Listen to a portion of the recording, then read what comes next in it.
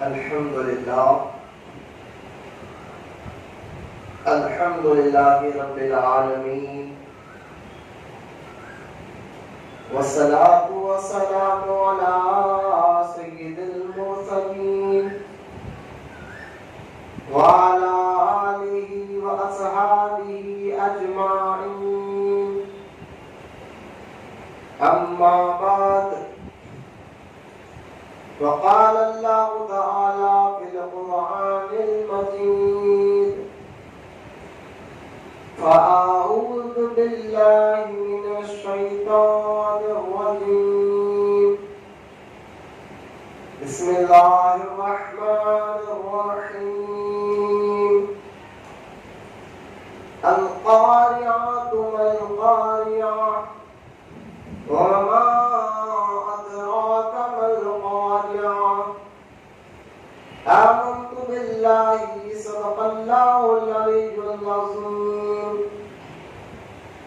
وقال الله تعالى بشأن حبيبه الكريم: إن الله وملائكته يصلون على النبي يا أيها الذين آمنوا صلوا عليه وسلموا تسليما. اللهم صل على سيدنا ومولانا محمد معدن الجود والكرم وعلى آله وبارك وسلم. صلاة وسلاما عليك يا رسول الله صلى الله تعالى عليه وآله وصحبه وسلم. اما بعد، ہر تعریف اور بڑائی صرف اللہ تعالی کے لیے ہے، جو سارے جہان کا مالک ہے، مختار ہے، اور جو سارے جہان کا پالنہار ہے۔ میں اس بات کی گواہی دیتا ہوں کہ اللہ کے سوا کوئی عبادت کے لائق نہیں، وہ ایک ہے، اس کا کوئی ساتھی اور شریک نہیں۔ اور میں اس بات کی بھی گواہی دیتا ہوں کہ آپ کے ہمارے پیارے آقا اور مولا حضور نور رحمت عالم نور مجسم حضرت سیدنا محمد مصطفیٰ احمد مجتبی صلی اللہ تعالی علیہ وآلہ وصحبہ وسلم اللہ تعالی کے آخری رسول اور اس کے برگزیدہ بندے ہیں۔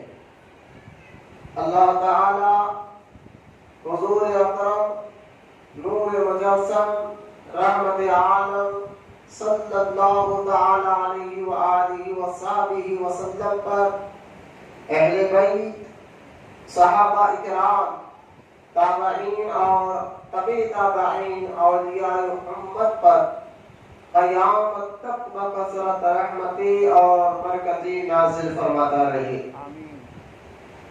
سب مل کر محبت کے ساتھ ایک مرتبہ درود شریف پڑھیے۔ اللہم صلی علی سیدنا و مولانا محمد معدن الجود والکرم وعلی آلہ وبارک وسلم۔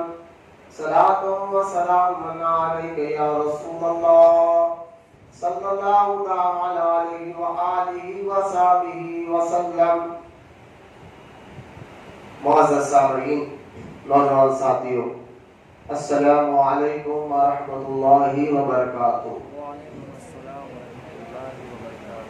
یہ ذی القعدہ، جس کو ہم بندہ نواز کا مہینہ کہتے ہیں، اس کا پہلا جمعہ ہے، اور گزشتہ جمعہ جو گیا ہے اس میں نے قیامت کے متعلق کچھ اہم باتیں کہ ایک مسلمان کو قیامت کے متعلق کیا عقیدہ رکھنا ہے، اور قیامت کے بارے میں جو سرکار مدینہ صلی اللہ تعالی علیہ وسلم کی احادیث مبارکہ آپ جو بیان فرمایا اس پر میں نے بات کی تھی، کیونکہ ابھی لاک ڈاؤن کا مسئلہ چل رہا ہے، تو ہمارا جو یہ جمعے کا خطاب ہے وہ صرف 1 گھنٹے کے لیے رہ گیا ہے، ورنہ یہاں جمعہ جو ہے خطاب ہر جمعے کا 1.5 گھنٹے تک ہوتا تھا، لیکن ابھی بھی یہ لاک ڈاؤن مکمل کھلا نہیں، تو انشاءاللہ اپنا بیان صرف 1 گھنٹے کے لیے ہی رہے گا، اور اگر آنے والے جمعات تک مکمل لاک ڈاؤن کھل جائے تو پھر جو روز کی ٹائمنگ ہے، جمعہ کی ہمیشہ کی جو ٹائمنگ ہے وہ ٹائمنگ رہے گی انشاءاللہ۔ تو آج بھی میں قیامت کے متعلق کچھ اہم باتیں انشاءاللہ آپ کے سامنے احادیث مبارکہ کی روشنی میں بیان کرنے کی کوشش کروں گا۔ لیکن آگے سب سے پہلے اپنے بیان شروع کرنے سے پہلے یہ عادت رہی ہے، طریقہ رہا ہے کہ درود پاک کی آپ کو اہمیت اور اس کی فضیلت بتاتا چلوں، کیونکہ یہ ہماری ایک مزاج ہے، ہماری فطرت ہے کہ انسان کو جب معلوم ہوتا ہے کسی چیز میں کوئی فائدہ ہے تو فائدہ حاصل کرنے کی وہ کوشش کرتا ہے، یہ فطرت ہے انسان کے اندر۔ تو احادیث پاک کے متعلق جو درود پاک کے متعلق جو احادیث مبارکہ آئے ہیں اس کے اتنے فضائل ہیں کہ انشاءاللہ آپ سنیں گے تو آپ کے جذبہ بھی پیدا ہوگا، شوق بھی پیدا ہوگا۔ حدیث مبارکہ نبی کریم صلی اللہ تعالی علیہ وسلم نے ارشاد فرمایا کہ قیامت کے دن سب سے زیادہ میرے قریب وہ شخص ہوگا جو دنیا میں مجھ پر سب سے زیادہ درود پڑا ہوگا۔ اور قیامت کیا ہے، کیسی ہوگی، اس کے متعلق جو ہے میں نے گزشتہ جمعہ میں بیان کر چکا ہوں، وہ انٹرنیٹ پر بیان موجود ہے، لیکن آپ غور کریں، درود پاک ایک ایسا وظیفہ ہے جو آپ کو دنیا میں، قبر میں اور آخرت میں اس کا فائدہ ملتا ہے۔ درود پڑھنے کا فائدہ دنیا میں بھی ملتا ہے، قبر میں بھی ملتا ہے اور آخرت میں بھی ملتا ہے۔ کئی احادیث مبارکہ ہے اور کئی واقعات ہیں احادیث میں اور روایات میں کہ جو بندے پریشان حال تھے، درود پڑھنے سے اللہ تعالیٰ ان کی پریشانیوں کو دور فرما دیتا ہے۔ جو بندوں کے کاروبار نہیں چل رہے تھے، درود پڑھے کثرت سے تو اللہ تعالیٰ کے کاروباروں میں ترقی عطا فرمائے۔ جو قرض دار تھے انہوں نے درود پڑھا کثرت سے تو اللہ تعالیٰ نے ان کے قرضے کو آسانی کے ساتھ ایسے راستے نکال دیے کہ ان کے قرضے آسانی سے پھڑ گئے۔ تو درود پڑھنے کے فائدے دنیا میں بھی ہے۔ ایک روایت میں آتا ہے، سفیان ثوری رحمۃ اللہ تعالیٰ علیہ بہت بڑے بزرگ گزرے ہیں تاریخ کے یہ، جن کا مزار بغداد میں ہے، سفیان ثوری رحمۃ اللہ تعالیٰ علیہ۔ یہ فرماتے کہ میں کعبے کا طواف کر رہا تھا تو میں نے ایک نوجوان آدمی کو دیکھا کہ وہ کعبے کے طواف کرتے کرتے ہر قدم پر درود پڑھ رہا ہے۔ میں نے اس کو روک کر کہا کہ کعبے کا طواف تو کر رہے ہو لیکن ہر قدم پر تم جو عقیدت اور محبت کے ساتھ طواف کرتے کرتے ہر قدم پر جو درود پڑھ رہے ہو اور بھی دعائیں ہیں، وہ چھوٹا سے درود ہی کیوں پڑھ رہے ہو، اس کی وجہ کیا ہے؟ تو وہ نوجوان آدمی نے کہنے لگا، حضرت بات یہ ہے، میں اور میرا باپ دونوں ہمارے گھر سے نکلے تھے کعبے کی زیارت کے لیے، حج کے لیے۔ راستے میں، کیونکہ پہلے زمانے کا جو دور تھا وہ اونٹوں پر، گھوڑوں پر یا پیدل سفر ہوتا تھا، راستے میں وہ نوجوان کہنے لگا میرے والد کا انتقال ہو گیا۔ جب میرے والد کا انتقال ہو گیا تھا، جیسے میرے والد کا انتقال ہوا ان کا چہرہ بالکل کالا پڑ گیا تھا، جنگل تھا۔ میں بڑا افسوس کرنے لگا کہ میرے والد صاحب کے ایسے کون سی گناہ تھے جو اللہ کو پسند نہیں آئے اور ان کا چہرہ بالکل کالا پڑ گیا۔ یہی سوچ میں تھا، رو رہا تھا اللہ کی بارگاہ میں دعائیں کر رہا تھا والد صاحب کے لیے۔ اچانک میں نے دیکھا کہ ایک گھوڑے پہ نقاب پوش، نقاب لگائے ہوئے گھوڑے پہ شخص حاضر ہوئے، آئے اور آ کر انہوں نے میرے والد صاحب کے چہرے کی طرف ہاتھ سے اشارہ کیا تو ان کا جو کالا پڑ چکا تھا چہرہ وہ چمکنے لگا۔ سبحان اللہ۔ بس، اور یہ اشارہ کر کر وہ پھر واپس جانے لگے تو اس نوجوان نے کہا کہ آپ کون ہیں اس گہرے جنگل میں جو میرے والد کا چہرہ ان کی گناہوں کی وجہ سے کالا پڑ چکا تھا کہ آپ کے ایک اشارے میں ان کے چہرے میں چمک آ گئی، آپ کون ہیں؟ تو وہ جو گھوڑے پر آنے والے نے اپنا نقاب ہٹا کر کہا میں تیرا نبی محمد رسول اللہ صلی اللہ علیہ وسلم۔ وہ نوجوان گھبرا گئے، یا رسول اللہ صلی اللہ علیہ وسلم یہ میرے باپ کو اتنا بڑا مقام کیسے مل گیا؟ یعنی آپ تشریف لا کر اس کے بخشش فرما رہے ہیں تو سرکار مدینہ علیہ السلام نے فرمایا تھا نوجوان تیرا باپ مجھ پر بہت زیادہ درود پڑھا کرتا تھا. یعنی درود پاک کی ہی فضیلت کی برکت تھی کہ اس بندے کی ایسی حالت میں کہ اللہ تعالیٰ نے حضور کے وسیلے سے درود پڑھنے کے وسیلے سے اس کی بخشش اور مغفرت فرما دی. لہذا درود پاک میں نے اس لیے کہا درود پڑھنے سے دنیا میں بھی فائدے ہیں, قبر میں بھی ہے اور آخرت میں بھی ہے. آخرت میں سے بڑھ کر اور کیا ہوگا کہ سرکار مدینہ علیہ السلام ارشاد فرما رہے ہیں کہ جو دنیا میں مجھ پر زیادہ سے زیادہ درود پڑے گا قیامت کے دن وہ میرے سب سے زیادہ قریب ہوگا. آئیے یہ یہاں تک احادیث پاک سننے کے بعد میں سمجھتا ہوں کہ آپ کا جذبہ شوق ہونا چاہیے درود پڑھنے کا, کیونکہ درود ہی ایک ایسا وظیفہ ہے جس کو اللہ بھی پڑھتا ہے. یوں کہے کہ اللہ تعالیٰ بھی بھیجتا ہے. عبادت بہت ہے, نماز بھی عبادت ہے, روزہ بھی عبادت ہے, لیکن کہیں پر اللہ تعالیٰ نے یہ نہیں کہا کہ نماز میں بھی کرتا ہوں تم بھی کرنا. لیکن درود کے بارے میں اللہ تعالیٰ نے کہا کہ اے ایمان والو مصطفیٰ جان رحمت پر کثرت سے درود پڑھو, اس لیے کہ درود میں اور میرے فرشتے مصطفیٰ جان رحمت پر درود و سلام بھیجتے ہیں. تو لہٰذا درود ایک ایسا وظیفہ ہے جس کو اللہ تعالیٰ بھی اپنے محبوب پر بھیجتا ہے. اور درود پڑھنے کے بارے میں یہاں تک کہ حدیث مبارک ہے کہ درود پڑھ کر جو دعا کی جاتی ہے اللہ تعالیٰ اس کی دعا کو ضرور قبول فرماتا ہے. آئیے محبت اور عقیدت کے ساتھ پیارے آقا کریم صلی اللہ تعالیٰ علیہ وسلم کی بارگاہ میں درود پاک کا نذرانہ پیش کر پڑھی. اللہ پیر میں درد ہے کیا سر؟ ٹیکا بند ہے, ہاں درد ہے تو ٹیکا لے کے بیٹھے. ٹھیک ہے, درود پاک پڑھے سو مل کر اللہم صلی علی سیدنا مولانا محمد معاذ الجود والکرم وعلى آلہ وبارک وسلم صلاۃ و سلام علیک یا رسول اللہ صلی اللہ تعالی علیہ وآلہ وصحبہ وسلم. یہاں تک کو درود پاک کی فضیلت بتانے کے بعد گزشتہ جمعہ میں نے آپ کو یہ بات بتائی تھی, جو لوگ نہیں آئے تھے پھر سے وہ سن لیں کہ قیامت کے بارے میں قرآن کے ہر بارے میں اللہ تعالیٰ نے ذکر کیا. قرآن پاک کے جو 30 پارے ہیں ہر پارے میں اللہ تعالیٰ نے قرآن میں جو ہے قیامت کا ذکر کیا. اور یہ بھی سن لیجئے کہ قیامت کے بارے میں سارے مسلمانوں کو یقین رکھنا ضروری ہے. جو قیامت کے انکار کرتا ہے یہ شریعت کا حکم ہے. شریعت کہتے ہیں اللہ کے بنائے ہوئے قانون کو, اللہ اس کے رسول کے بنائے ہوئے, بندوں کے نہیں, اللہ اس کے رسول کے بنائے ہوئے قانون کو شریعت کہتے ہیں.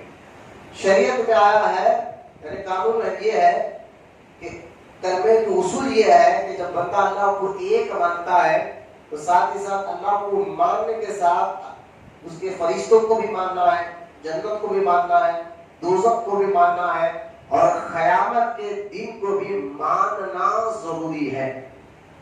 جو قیامت کے دن کا انکار کرتا ہے پھر وہ کافر ہو جاتا ہے, اسلام سے باہر ہو جاتا ہے.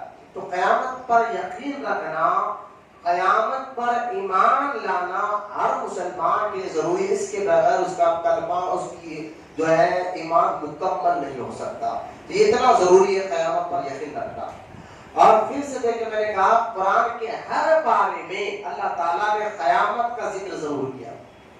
آپ کہیں گے سورہ فاتحہ جب آپ پڑھتے ہیں نماز میں الگ کا سورہ تو وہاں پر بھی قیامت کا ذکر ہے. آپ پڑھ رہے ہیں الحمدللہ رب العالمین الرحمن الرحیم مالک یوم الدین.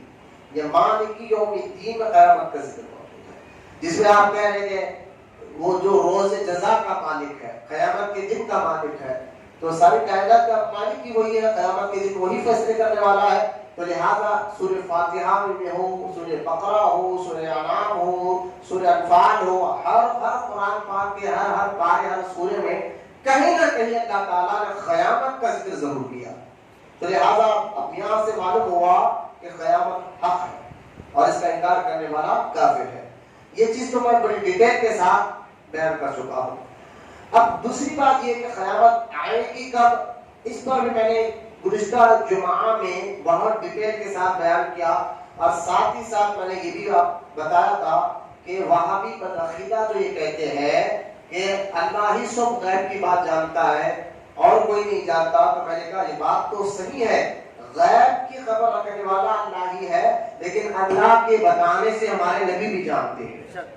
یہ اس پر میں نے بہت دیر تک گزشتہ جمعہ میں نے اس پر بھی بات کی کہ قیامت کے بارے میں اللہ کے بتانے سے ذہن میں رکھے، اللہ کے بتانے سے ہمارے نبی بھی جانتے ہیں. اس کا انکار نہیں کیا جا سکتا. اور بدعقیدہ وہابی یہ کہتے ہیں کہ نہیں صرف اللہ ہی جانتا ہے. اس پر میں نے بہت سے دلائل دیے اور وہ انٹرنیٹ پر موجود ہے. تیسری بات یہ ہے کہ قیامت کا دن جو کے بارے میں جو میں نے آپ سنے حدیث مبارکہ ہے، قیامت کا دن جو ہے ایک دن 50,000 سال کے برابر ہوگا. قیامت کا دن ایک دن جو ہوگا وہ 50,000 سال کے برابر ہوگا. اور قیامت کے بارے میں یہاں تک آیا ہے کہ قیامت کے دن 3 جگہ، ایک تو میزان جہاں پر بندوں کے نام اعمال کو تولا جائے گا، کتنے نیکیاں کیے ہیں اور کتنے گناہ کیے ہیں، اور وہاں اس تول میں کوئی گڑبڑی ہونے والی نہیں ہے، کیونکہ یہ میزان اللہ کا بنا ہوا بندوں کا نہیں جو ترازو ہے تولا گیا اور اس پہ گڑبڑی پیدا، ایسا نہیں ہو سکتا. کیونکہ یہ جو میزان ہے جس کو ترازو کہتے ہیں، عربی میں میزان کہتے ہیں، یہ میزان اللہ کا بنا ہوا ہے. وہاں پر بندوں کے نام اعمال تولے جائیں گے. ایک، ہر ایک کو تولانا ضروری ہوتا ہے. دوسرا، ہر ایک کو پل صراط پار کرنا ضروری ہوتا ہے. یا قیامت کے دن ایک پل ہوگا جس کو پل صراط کہتے ہیں، اس کو پار کرنا ہر انسان کے لیے ضروری ہوگا. اب جب ہر کے لیے ضروری ہے، ہر انسان کے لیے، نمازی کے لیے ضروری ہے، بے نمازی کے لیے ضروری ہے، کافر کے لیے ضروری ہے، جتنے قیامت کے سارے انسان ہوں گے سب کے لیے ضروری ہے، سارے انسانوں کے لیے ضروری ہے. پھر اب سوال اٹھتا ہے پل صراط پار کرنا ضروری ہے تو ہے کیا یہ پل صراط؟ کیا ہے؟ تو پل صراط کے بارے میں آتا ہے یہ دوزخ کے اوپر ایک پل ہے جو بال سے زیادہ باریک ہوگا اور تلوار سے زیادہ تیز ہوگا. یاد رکھیے یہ پل کیا ہے؟ بال سے زیادہ باریک ہوگا اور تلوار سے زیادہ تیز ہوگا. اس پہ سے ہر ایک کو، نمازی کو، بے نمازی کو، شرابی کو، ہر ایک کو گزرنا چاہے، مانے یا نہ مانے، یہ ہوگا. لیکن مسلمان کو تو ماننا ضروری ہے، نہیں مانے گا تو پھر وہ کلمہ پڑھنا اس کا بیکار ہے. تو لہٰذا قیامت کے دن کو ماننا، یہ سارے چیزیں ہو گئے، اس پر یقین رکھنا ضروری ہے. اب پل صراط رہا، یہ اور بات ہے جو نمازی ہوگا آخری وقت تک، آخری سانس تک نماز پڑھ رہا ہوگا، تو لہٰذا وہ نمازی کو مسجد اپنے اندر بٹھا کر اس پل کو پار کرا. نمازی مسجد جو ہے نا، نمازی کو اپنے اندر بٹھا کر دو، پل بال سے زیادہ باریک اور تلوار سے زیادہ تیز ہے. کوئی اس مسجد کے اندر سے گزر جائے گا 7 وقت، اور کوئی اللہ کے نیک بندہ ایسا ہوگا جیسا ایک بجلی کا تیر اس تیزی کے ساتھ وہ گزر جائے، اس کو پتہ بھی نہیں چلے گا. نیک بندوں کو تو کوئی پریشانی نہیں ہے، پریشانی ہے تو گناہگاروں کو جو کٹ کرو پل پہ سے جب گزریں گے تو وہ کٹ کر ان کے پیر ٹکڑے ہو کر وہ ان کے گناہوں کی وجہ سے وہ دوزخ میں گرتے رہیں گے، وہ گناہوں کی وجہ سے وہ دوزخ کے اندر گرتے رہیں گے. تو لہذا یہ پل صراط کو پار کرنا بھی انتہائی ضروری ہوگا. 2 اور تیسرا، قیامت کے دن جو ہے زمزم ہوگا، جو سرکار مدینہ علیہ الصلوۃ والسلام اور ان کے اہل بیت اپنے چاہنے والوں کو، زمزم کیا ہے؟ آب کوثر ہوگا، معافی چاہتا ہوں، زمزم تو مکہ میں آب کوثر ایک پانی، آپ کہتے ہیں پانی کو، اور اس کا نام ہوگا کوثر، آب کوثر. اور یہ جو پانی ہے، یہ جو پانی شہد سے زیادہ میٹھا اور دودھ سے زیادہ سفید ہوگا. اور اس لیے پلایا جائے گا کیونکہ بھائی قیامت کے دن زمین تانبے کی بنا دی جائے گی اور سورج ایک بارش کے اتنا قریب آ جائے گا، بارش بھر کے قریب آ جائے گا. اور اندازہ کریں جب آپ دکانے میں سورج جو کروڑوں میل اوپر ہوئے، جب اس کی دھوپ بڑھ جاتی ہے، اس کی ڈگریاں بڑھ جاتی ہے، 50 ڈگری تک اگر سورج کی دھوپ چلے گئی تو ہمارے پیاس کا حال کیا ہوتا ہے. تو لہذا پھر ہم لگ کے پیر زمین پر پیر نہیں رکھ سکتے. دیکھتے قیامت کے دن زمین تانبے کی بنا دی جائے گی. سہارا اللہ کے عرش کے سوا، آج جیسا ہم دھوپ زیادہ ہو گئے تو ہم جھاڑ کے سہارے ٹھہر جاتے ہیں، گھر میں آ جاتے ہیں، وہاں کوئی ایسا سہارا نہیں ہوگا قیامت کے میدان میں، وہاں ایک سایہ ہوگا جو عرش کا ہوگا، اور جس سائے کے جس صرف اللہ کے نیک بندے کھڑے ہیں۔ لہذا اب جو غور کرے کتنی سخت ضرورت ہوگی سہارے کی، اور کتنی پیاس لگے گی جب سورج ایک جو ہے نا بارش قریب آ جائے گا، اور جو ہے زمین تانبے کی ہوگی۔ اب تصور کریں کہ اس وقت پیاس کا عالم کیا ہوگا، کس شدت کی پبلک پورے لوگ قیامت میں ہوں گے، تو ایسے حالات میں پیاس لگے گی۔ لیکن اللہ کے نیک بندوں کو اللہ کے رسول علیہ الصلوۃ والسلام اپنے ہاتھ سے جام کوثر پلائیں گے، جو ایک بار سرکار کے ہاتھ سے وہ جام کوثر پی لے گا پھر اس کو کبھی بھی پیاس نہیں لگے گی۔ جام کوثر اس کو کہتے ہیں۔ اس لیے حدیث مبارکہ ہے، اللہ کے رسول علیہ السلام سے پوچھا کہ حضور قیامت کے دن ہم آپ کو کہاں تلاش کریں، کہاں تلاش کریں، کیونکہ قیامت اتنا بڑا ہوگا، وہاں ہر لوگ ہوں گے، آپ کو کہاں تلاش کریں؟ تو اللہ کے رسول علیہ السلام نے فرمایا مجھے میزان کے پاس تلاش کر لینا، میزان جہاں بندوں کے نام اعمال تولے جاتے ہیں وہاں مجھے تلاش کر لینا۔ پوچھا کہ حضور اگر وہاں آپ نہیں ملے تو آپ نے فرمایا پل صراط کے پاس تلاش کر لینا۔ پوچھا کہ حضور اگر پل صراط کے قریب بھی نہیں ملے تو فرمایا جامع کوثر جہاں پلایا جائے گا وہاں تلاش کر لینا۔ میں تین جگہ میں سے ایک جگہ ضرور تمہیں مل جاؤں گا، یہ تینوں جگہ میں سے ایک جگہ میں ضرور تمہیں، یا تو میزان کے پاس، یا تو پل صراط کے پاس، یا آب کوثر کے پاس، یہاں مل جائے گا۔ تو لہٰذا یہ قیامت کا ایک نقشہ میں آپ کے ذہنوں میں بٹھا ہوگا کہ قیامت کے دن ہوگا کیا، پل صراط پر گزرنا ہوگا، میزان میں نام اعمال تولایا جائے گا، پھر پیاس کی شدت ایسی کہ جس کو جو ہے نا حضور کے ہاتھ جام کوثر مل جائے پھر اس کی پیاس کبھی اس کو مٹ جائے گی۔ تو یہ سارے معاملات قیامت کے دن ہوں گے، اس سے اندازہ کریں اس کی تیاری۔ اب کرنا کیا ہے؟ اب یہاں سرکار دو عالم علیہ الصلوۃ والسلام نے قیامت سے پہلے کچھ نشانیاں بیان فرمائیں۔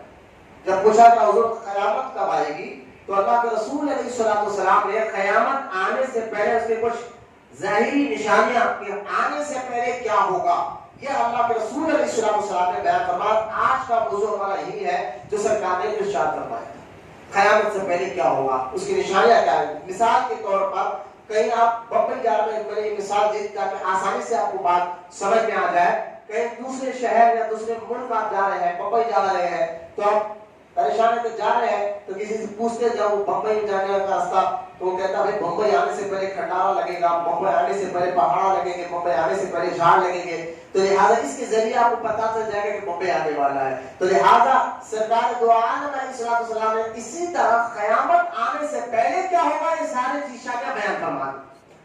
بولے محبت سے سبحان اللہ۔ اس سارے نشانیوں کو اللہ کے رسول علیہ الصلوۃ والسلام نے بیان فرما دیا۔ ان نشانیوں کو بیان کرنے سے پہلے اب ایک اور بات سن لیجیے، اس نشانیوں کی دو چیزیں، وہ نشانیاں دو طریقے کی، ایک نشانی جس کو قیامت ایک کہتے ہیں صغرا، ایک ہوتا ہے کبرا۔ یوں سمجھے چھوٹی نشانیاں اور بڑی نشانیاں۔ یہ چھوٹے اور بڑے نشانیاں سارے ڈیٹیل کے ساتھ احادیث مبارکہ میں قیامت سے پہلے کیا کیا نشانیاں ظاہر ہوگی اللہ کے رسول علیہ الصلوۃ والسلام نے بیان فرما دیا۔ لہذا آپ ان نشانیوں کا ہی ذکر ہم کریں گے جو حالات چل رہے ہیں ہماری دنیا میں، خاص طور اسلام کو لے کر، مسلمانوں کو لے کر۔ تو یہ ساری نشانیاں یقین جانیے احادیث مبارکہ میں اللہ کے رسول علیہ الصلوۃ والسلام نے یہاں سے 1500 سال پہلے بیان فرما دیا۔ جیسا کہ اب آئے حدیث مبارکہ ہے، حضور صلی اللہ تعالیٰ علیہ وسلم فرماتے ہیں قیامت کے قریب جو نشانی ہے، میں آپ کو گزشتہ جمعہ بتا ہوں لیکن آج کچھ ہٹ کر آپ کے سامنے بیان کروں گا۔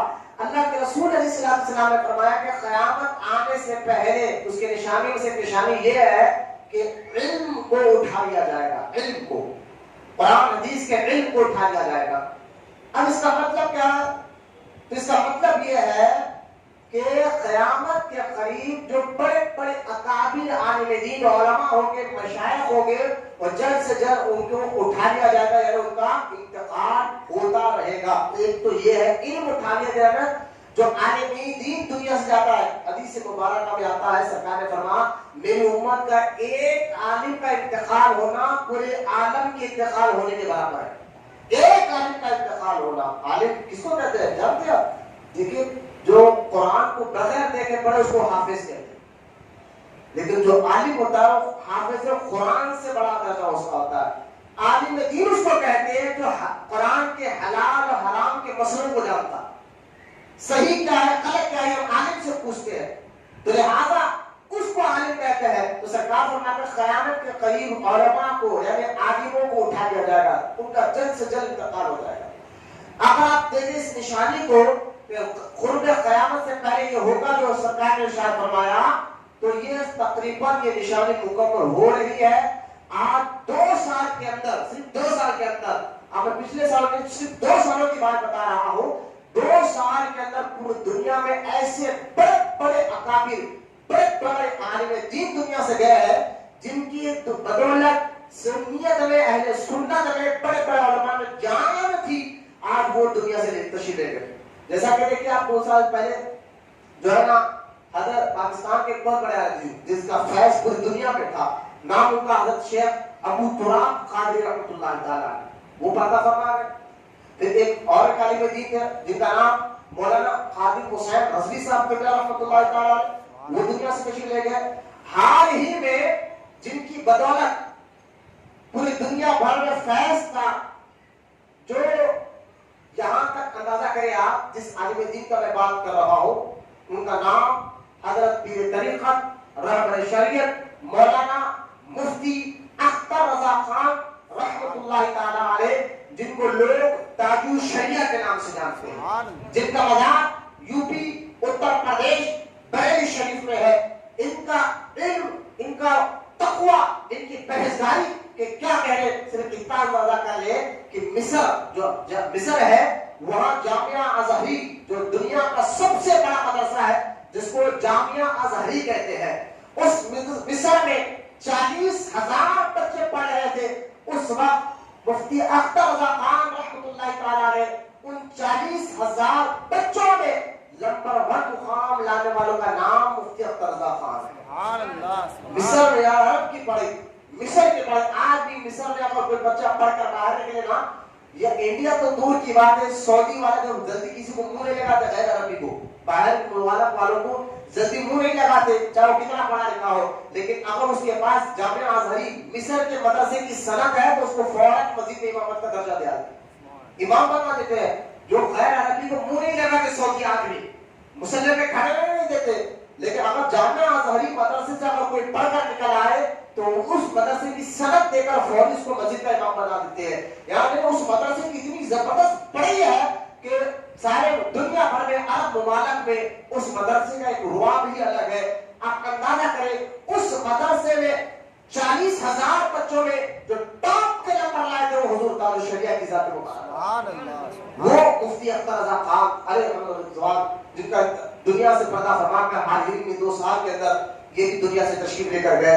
ان کا تقوی، ان کی پرہیزگاری ایسے تھی، اپنے تو اپنے غیر ان کے چہرے کو لے کر جو حدیث مبارکہ میں آیا نا، جب حضور صلی اللہ تعالی علیہ وسلم سے صحابہ نے پوچھا تھا کہ یا رسول اللہ علیہ الصلوۃ والسلام، آقا ارشاد فرمائیے کہ جو ہے اللہ کا ولی کون ہے، تو سرکار نے ارشاد فرمایا تھا ولی وہ ہوتا ہے جس کو دیکھنے سے خدا یاد آ جائے، جس کو دیکھنے سے خدا یاد آ جائے۔ تو حضور تاج الشریعہ مفتی اختر رضا خان، آپ شاید کوئی سننے والوں کے لیے نیا نام ہوگا، لیکن آپ کو میں بتاتا چلو اتنے بڑے بزرگ ہیں۔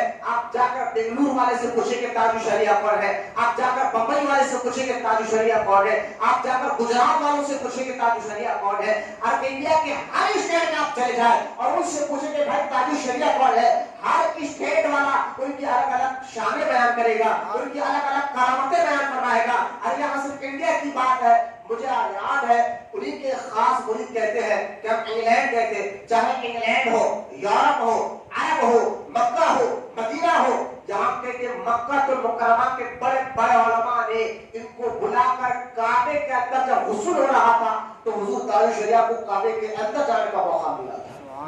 کتنے بڑے بزرگ ہیں جن کا رعب دبدبا عرب اور عجم میں تھک تھا، بڑے بڑے جو ہے نا لوگ اس سے متاثر ہو گئے تھے۔ یہی انگلینڈ جب آپ گئے تھے، کئی انگلینڈ یورپ ممالک کا دورہ ہوا حضور تاج الشریعہ کا، کئی لوگوں نے آپ کے ہاتھ پر اسلام قبول کیا، بولے سبحان اللہ۔ اور ان کی یعنی کافی عمر ہو گئی تھی، اتنی زیادہ عمر جس میں آپ کو شوگر بھی تھا، بینائی کم ہو گئی تھی، لیکن اللہ تعالیٰ ان کی عقل کو ایسا روشن رکھا تھا اور ان کے حافظے کو اتنا مضبوط رکھا تھا کہ خود ایک پاکستان کے بہت بڑے عالم دین، ان کا نام شاہ صاحب ہے، سید مظفر شاہ صاحب، وہ کہتے ہیں کہ میں زمبابوے میں حضور تاج الشریعہ سے ملا۔ تاج الشریعہ یہ کسی مرید نے ان کو نہیں کہا تھا، ذہن میں رکھیے، کسی مرید نے نہیں کہا تھا۔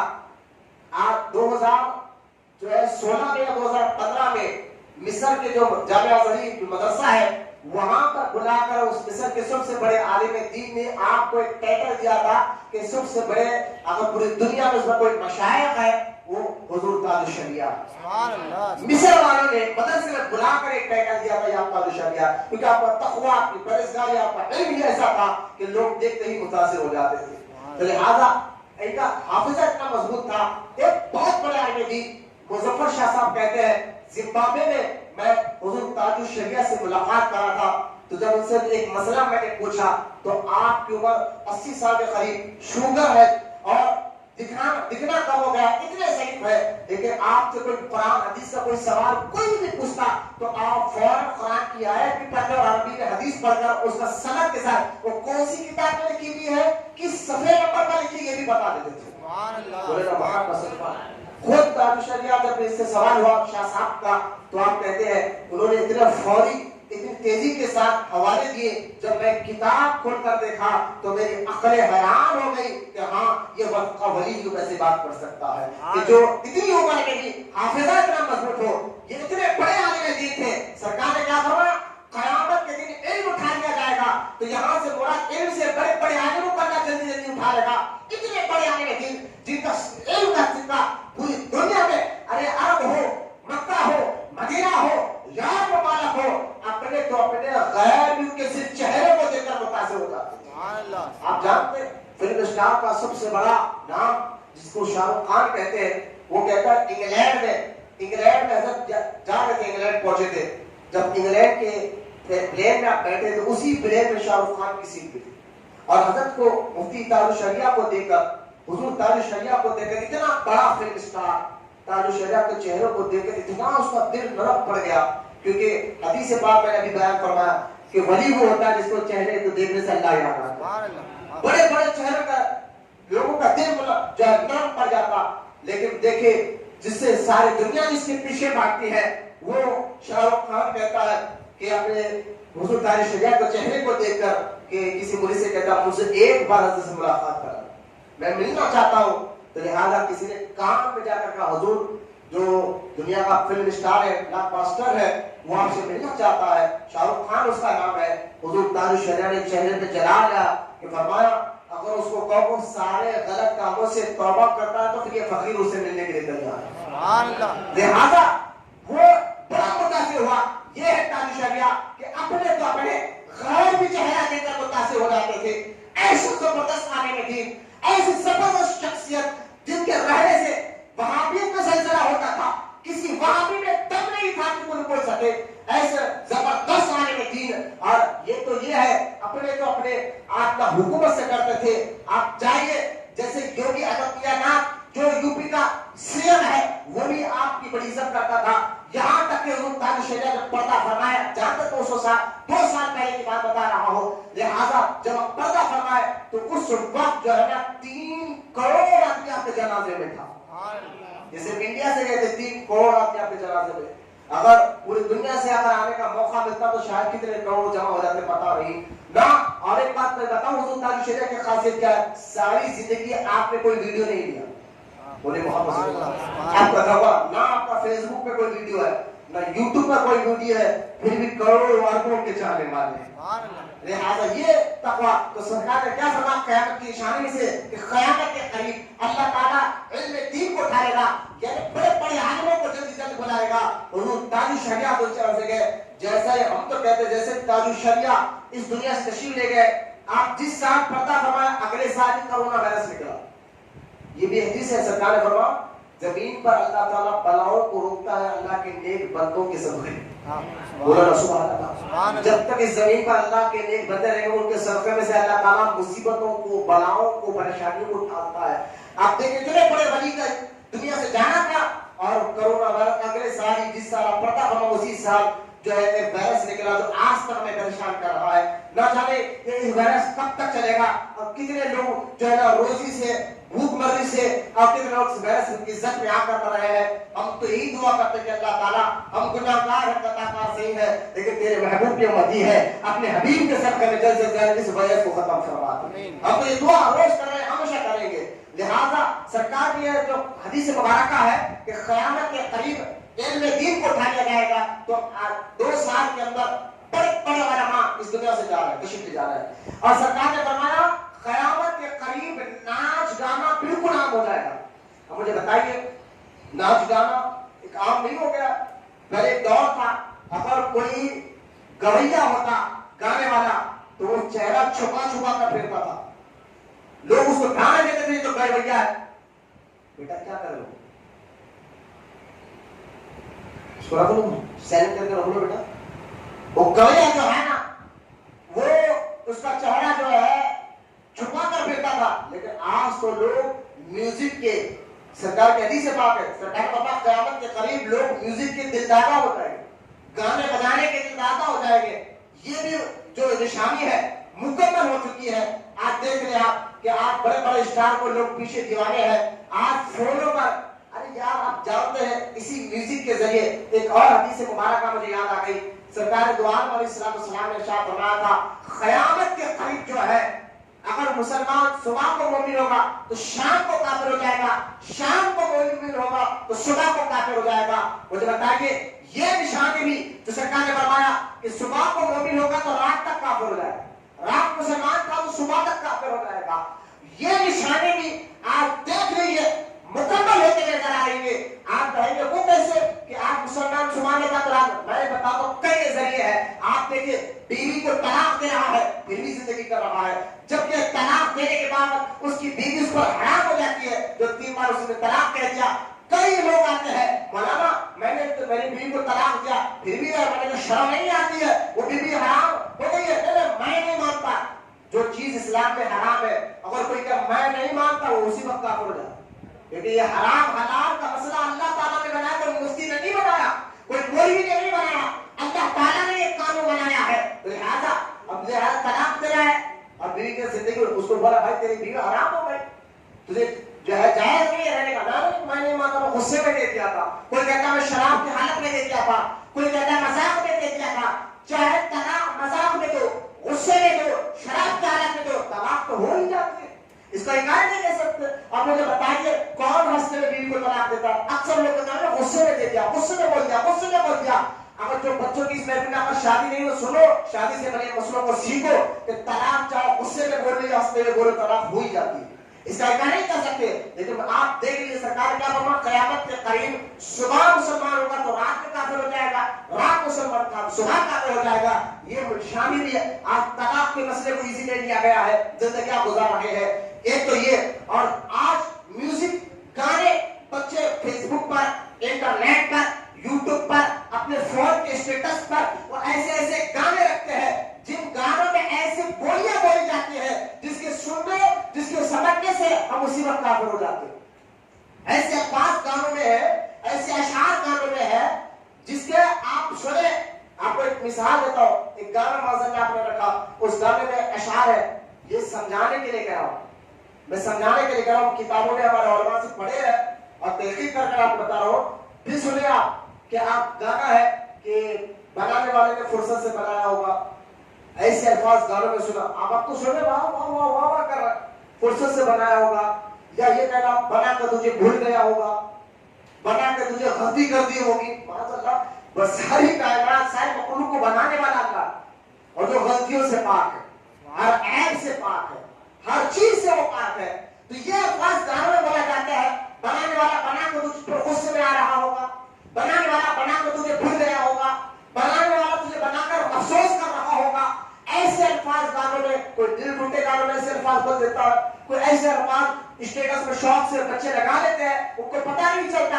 जबकि म्यूजिक गाना सुनना भी हराम है और सुनाना भी हराम है, कई गुनाह हो रहे हैं। और ये मैं अक्सर कहता हूँ, गुनाह करना अलग बात है, गुनाह को सही समझना अलग बात। अगर गुनाह कर रहे हैं आप, गुनाह को गलत समझ कर रहे हैं, तो फिर भी आप मुसलमान है, आपकी तौबा करा غلطی کو غلطی مان رہے ہیں, غلطی کو غلطی مان کر, گناہ کو گناہ مان کر رہے ہیں, پھر بھی آپ مسلمان ہیں. لیکن اگر آپ نے گناہ کو گناہ نہیں مانا, غلطی کو غلطی نہیں مانی, تو آپ اسی وقت کافر ہو جاتے ہیں. گناہ کو گناہ ماننا بھی ضروری ہے, غلطی کو غلطی ماننا بھی ضروری ہے. تو گانے تو دیکھیے آپ, یہ بھی نشانی سرکار نے فرمایا قیامت کے قریب مسلمانوں میں ایسا حال ہو جائے گا, صبح مومن تھا تو رات میں کافر ہو جائے گا, رات میں مومن تھا تو صبح میں کافر ہو جائے گا. آج گانوں کے ذریعے, بیوی کے طلاق کے ذریعے, اور یہاں تک کہ ہمارے آقا کریم صلی اللہ تعالی علیہ وسلم کی شان میں ایسے گستاخیاں, اپنے آپ کو کلمہ پڑھنے والے, اپنے آپ کو مسلمان کہنے والے, ہمارے آقا کی شان میں, ہمارے نبی پاک علیہ السلام کی شان میں ایسے بے باکیاں کرتا ہے, ایسے گستاخیاں کرتا ہے, جس کے آپ جس کو آج کی دور میں وہابی کہتے ہیں, بدعقیدہ کہتے ہیں, کی شان میں حضور کی گستاخیاں کرتا ہے, پھر اپنے آپ کو مسلمان کہتا ہے. مسلمان یہ حدیث ہے. اور سرکار نے ایک اور حدیث, میں نے ابھی تک 2 نشانے کے بارے میں, ایک علم اٹھا کے جائے گا, ایک تیسرے میں نے بتایا کہ گانا, ناچ گانا عام ہو جائے گا, دوسری, اور تیسرے میں نے بتایا صبح مومن ہوگا تو رات میں کافر ہو جائے گا, رات میں مومن ہوگا تو صبح کافر ہو جائے گا. یہ 3 شالیاں. سرکار نے ایک اور ارشاد فرمایا قیامت کے قریب زنا بالکل عام ہو جائے گا. جس طرح, جہاں تک کہ سرکار نے حدیث مبارکہ میں بیان فرمایا, جس طرح روڈوں پر کتے اور جانور اس طرح حرکت کرتے ہیں, ایسا انسان کھلے عام زنا کرنے لگ جائے گا. یہ نشانی بھی آج کے دور میں مکمل ہو چکی ہے. آپ بولے وہ کیسے؟ ہاں الحمدللہ کہ آج بھی ایسے علاقے ہمارے پاس ہے جہاں شرم حیا بھی باقی ہے. الحمدللہ ایسے بچیاں, ایسے نوجوان ہیں جو شرم حیا باقی ہے. لیکن آپ بمبئی چلے جائیں, آپ گوا چلے جائیں, آپ یورپ ممالک چلے جائیں, انگلینڈ میں تحقیق کی بات, جمعہ نے بھی کہا, جمعہ 19 جمعہ, انگلینڈ میں آج بھی یہ ہے, اگر 13 سال کا بچہ یا بچی اگر اس کا کوئی بوائے فرینڈ یا گرل فرینڈ نہیں ہوا تو وہ ڈاکٹروں کو بتاتے ہیں کہ ابھی اس کی عمر 13 سال ہو گئی, اس کا کوئی بوائے فرینڈ نہیں ہے, اس کا کوئی گرل فرینڈ نہیں ہے.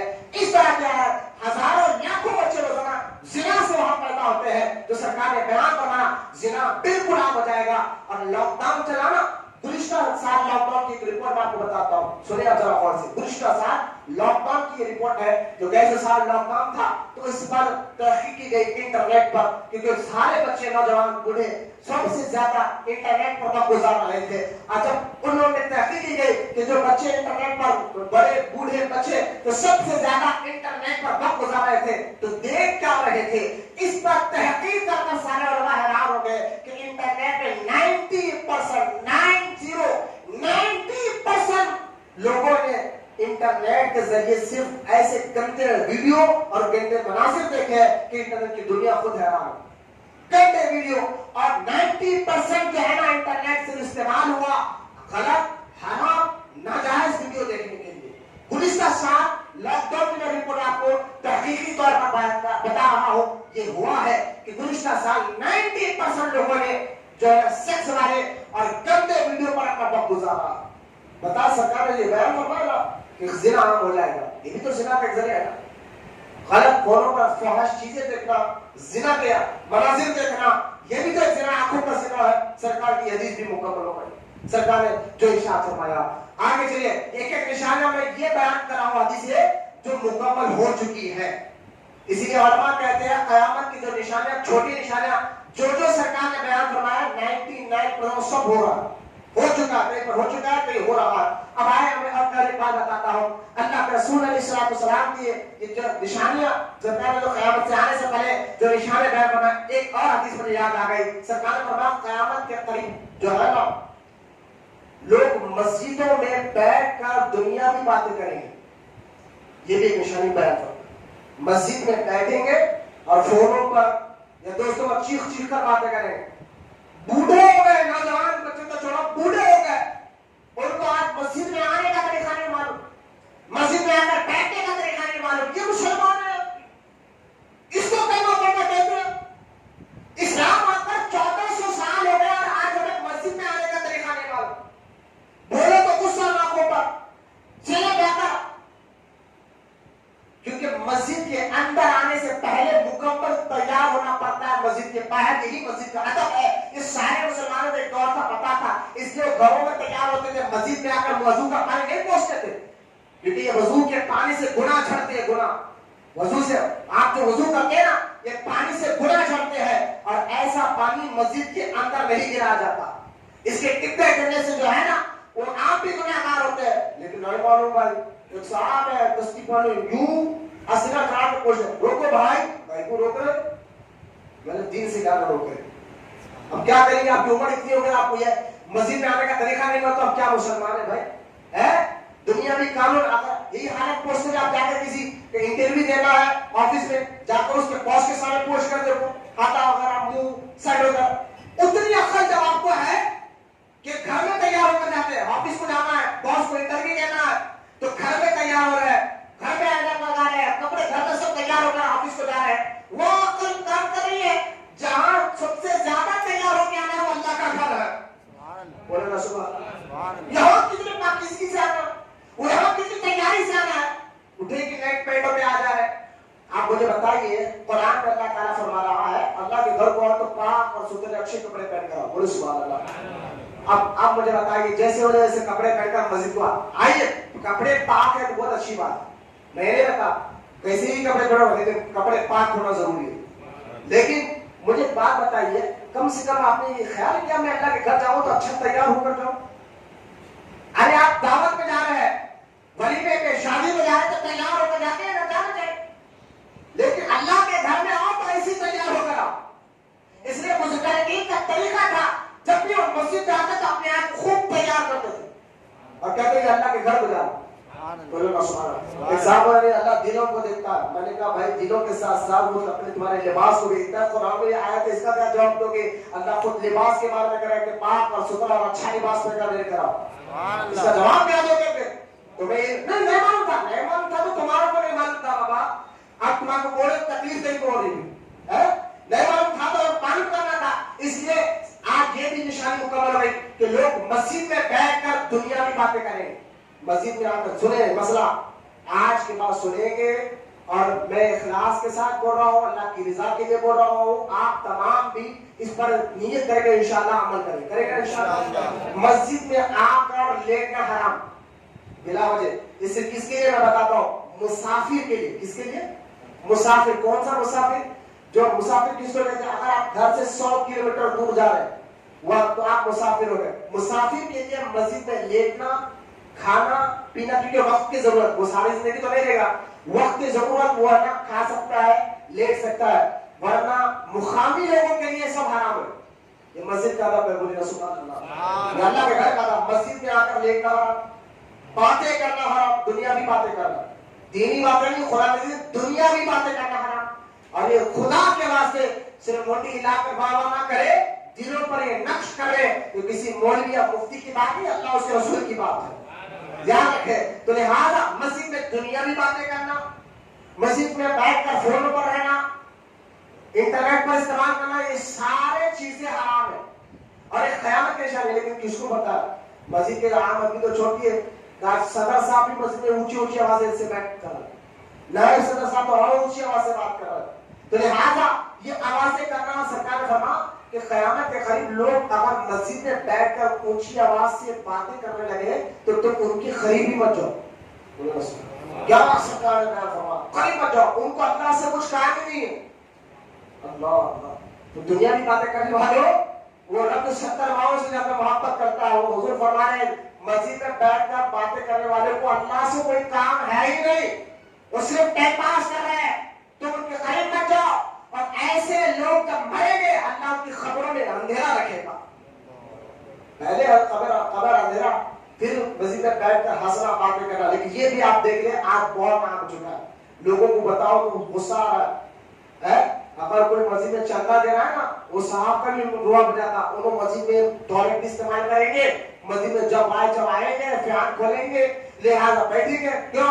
ارے میاں ایسا نہیں کر رہے مسجد میں آ رہے ٹوائلٹ استعمال کر رہے جب آئے گا اندر کھول کر فیان دو. ہاں چندہ نہیں دے رہے ہم انہیں غصہ آئے گا.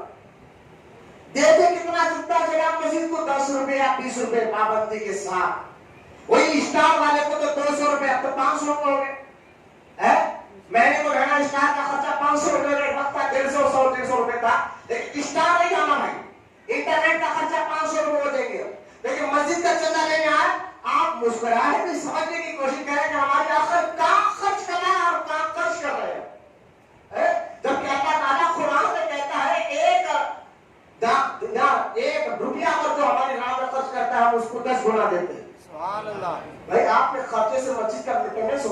کے خرچے سے مسجد کے امام اور مؤذن کی تنخواہ نکلتی ہے. کیا شرم کرو آپ نالے صاف کرنے والا, موری صاف کرنے والا کو 40,000 روپے تنخواہ ہے, نالے موہلیاں صاف کرنے والا کو 40,000 روپے تنخواہ ہے, مسجد کے امام کو 5 یا 6,000 روپے دینے. شرم آنی چاہیے. میں بخاری مسجد کے پاس رہنے والے مسلمانوں سے میں عاجزانہ گزارش کرتا ہوں, اور وہ بھی سنی صحیح عقیدہ مسجدوں کو دے اور مسجد کو لائے. میں ان مسجدوں کو مسجد ہی نہیں کرتا جو وہاں بھی ہوتے ہیں, بدعقیدہ ہوتے ہیں, اہل خبیث ہوتے ہیں. ان کو ایمان کہنا چاہیے, کیونکہ یہ نبی کے گستاخ ہے. میں آگے چل کر بتاؤں گا, اور جو نبی کا نہیں وہ ہمارا نہیں ہو سکتا. ان سے میرا کوئی مطلب نہیں ہے.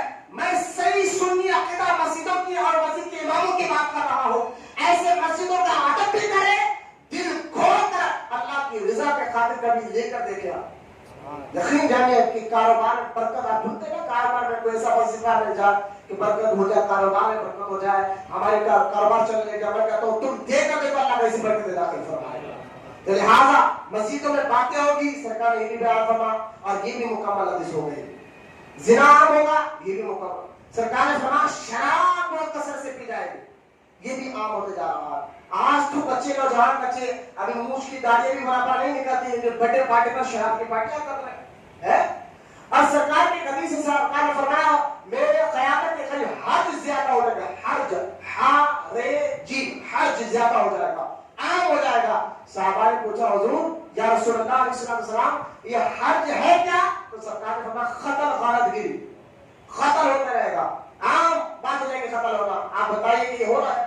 قتل تو ایک عام بات ہو رہی ہے. 10 روپے کے لیے مارا ہے, 100-200 روپے کے مار دیا جا رہا ہے, شراب پلا کر مارا جا رہا ہے, زنا کی حالت میں مارا جا رہا ہے, تو قتل عام ہو جائے گا. یہ قیامت سے پہلے جو جو سرکار نے نشانیاں بیان فرمائی تھی وہ سارے نشانیاں بیان ہو. اب آپ حدیث سنیے, سرکار نے فرمایا قیامت کے قریب عورتیں ننگی نظر آئے گی. پوچھا گیا, صحابہ نے حیران ہو گئے, صاحب حضور ایسا بھی ہوگا, عورتیں ننگے ہوں گے, کیا لباس نہیں پہنے گی؟ اللہ کے رسول علیہ السلام نے بنا پہنے گی, لیکن اتنا باریک لباس پہنے گی جس کے ذریعے سے ان کا جسم نظر آئے گا. یہ نشانی بھی پوری ہو چکی ہے. قربان جاوے آقا کے علم غیب پر کہ آج سے 1500 سال پہلے سرکار نے بیان فرمایا ایسا ہوگا نہ ہوگا. 1500 سال پہلے حدیث کتابوں میں لکھی گئی تھی کہ ایسا ہوگا. اور یہودی تو اتنا سب سے زیادہ مسلمانوں کے دشمن کون ہے؟ یہودی اور نصرانی. اور قرآن میں بار بار اللہ تعالیٰ نے فرمایا اے ایمان والو یہودیوں سے دوستی مت کرو. اور آپ جانتے سورہ فاتحہ میں آپ پڑھتے ہیں غیر المغضوب علیہم ولا الضالین, اے اللہ ان کا راستہ نہ چلا جن پر تیرا غضب ہوا ہے. تو یہ غیر المغضوب کون ہے؟ اس سے مراد یہودی ہے. اور یہودیوں نے باضابطہ میٹنگ کی ہے مسلمانوں کے اندر. ان کی بچیاں, مسلمانوں کی بچیاں جو ہے نا جلدی بے حیا نہیں بنتی, بڑی شرم والی ہوتی. کیونکہ کلمے میں یہ اثر ہے کہ کلمہ بندے کے دلوں میں شرم اور حیا رکھتا ہے. یہ جو کلمہ پڑھتا ہے نا لا الہ الا اللہ محمد رسول اللہ, یہ کلمے کا اثر ہوتا ہے کہ ہمارے دلوں میں شرم باقی رہتی ہے, حیا ہوتی ہے, ہمارے بچیوں کے سینے میں رہتی ہے. لہذا یہودیوں نے کہا کہ ان کو اگر ان کی جو بچیاں ہیں جلدی شرم اور حیا, اس جلدی بے حیا نہیں ہوتی, ان کو اگر بے حیا کرنا ہے تو بچپن سے یہ پلان کی گئی, بچپن سے ایسے لباس نکال دو کہ ان کے بچوں کو یہ پلانے پر مجبور ہو جائے. آپ دیکھیں نا چھوٹے چھوٹے بچیاں اس کو ایسا لباس پہنا رہے ہیں کہ کھانا نظر آ رہا, بول ارے ابھی تو بچی ہے, اس کو کیا ہے؟ ایسے پتلے لباس بچوں کو پہنائے جا رہے ہیں کہ اس سے پورا لباس نظر آ رہا ہے. اگر کوئی مجھ سے کہے کہ بھائی آپ یہ تو بچی ہے, میں نے کہا بھائی بچی کو میں ابھی سے وہ عادت کیوں ڈالوں جو 20 سال بعد یہ عادت رہتا ہے. دیکھیں جو بچہ ہو یا بچی جس کپڑوں کو پہننے کے عادی ہوتا ہے, اگر اچانک ایسے کی قسم کے کپڑے لائے تو حیران ہو جاتے ہیں, یار میں نے تو یہ پہننے کے لیے شرماتے ہیں. تو اپنے بچوں کو بچپن سے, خاص طور بچیوں کو, اگر جو ماں باپ بیٹھے باپ بیٹھے ہیں, میں کہہ رہا خدا کے واسطے ایسے لباس کی عادت بچوں کو نہ ڈالے جس سے جسم لگتا ہو. کیونکہ سرکار کا اپنے خیانت کی نشانی ہے کہ عورتیں ایک ہی نظر آئے گی. اور لباس اس کی وجہ سے سرکار نے فرمایا کہ وہ عورتیں, میں نے دوزخ میں سب سے زیادہ عورتوں کو دیکھا, دوزخ میں نے عورتوں کو دیکھا کہ سینے کے بل اوپر اللہ تعالیٰ نے رکھا ہے.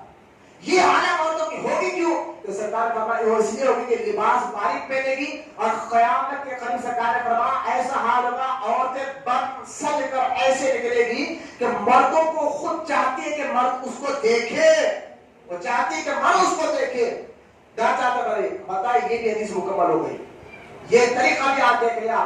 عورت اگر شوہر جائے کام پہ، بیچارہ باہر سے تھک کر واپس آئے تو شوہر کے لیے تو تیار نہیں ہوگی، جبکہ طریقہ یہ ہے کہ جائز سجنا صرف شوہر کے لیے تھا، اپنا میک اپ شوہر کے لیے تھا، اپنا سجنا شوہر کے لیے تھا. لیکن آج دور ایسا آ گیا ہے، آپ غور سے سنیں، بات کڑوی ہے لیکن سچی ضرور ہے. آپ غور سے سنیں اور سمجھے کہ حال یہ ہے کہ ہماری ماں اور بہنیں اگر دعوتوں میں جائیں گے تو اچھے سے اچھا پرفیوم استعمال کریں گے، اچھے سے اچھا میک اپ استعمال کریں گے، لیکن گھر میں جب شوہر تھک کر واپس آتا ہے کام کر کر واپس، ایسی حالت ڈال کر رہیں گے کہ اس کو دیکھ کر گن آنا چاہیے. جبکہ طریقہ یہ تھا کہ عورتیں جو ہے نا اپنے شوہر کے لیے سچ کے رہیں. میں دعوت میں جا کر سچ کے جانا میں یہ نہیں کر رہا ہوں، جائز طریقے سے پردے کی پابندی کے ساتھ سچ کر جانا چاہیے. لیکن میں کہنا یہ چاہتا ہوں، جیسے بزرگان دین کے بارے میں آتا ہے کہ روزانہ ان کی بیویاں دلہن کی طرح سچ کر رہی.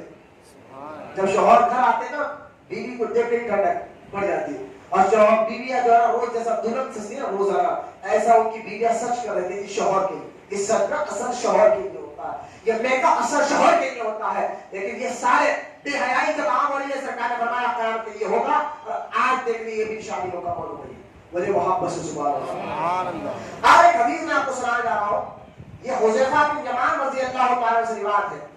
حضور صلی اللہ تعالی وسلم فرمایا قیامت قائم نہیں ہوگی یہاں تک کہ تم لوگ اپنے امام، اپنے امیر المومنین کو قتل کرو گے، اور آپس میں ایک دوسرے کے ساتھ تلواروں سے جنگ کرو گے، اور تمہارے بدترین لوگ تمہارے دنیا کے وارث ہوں گے.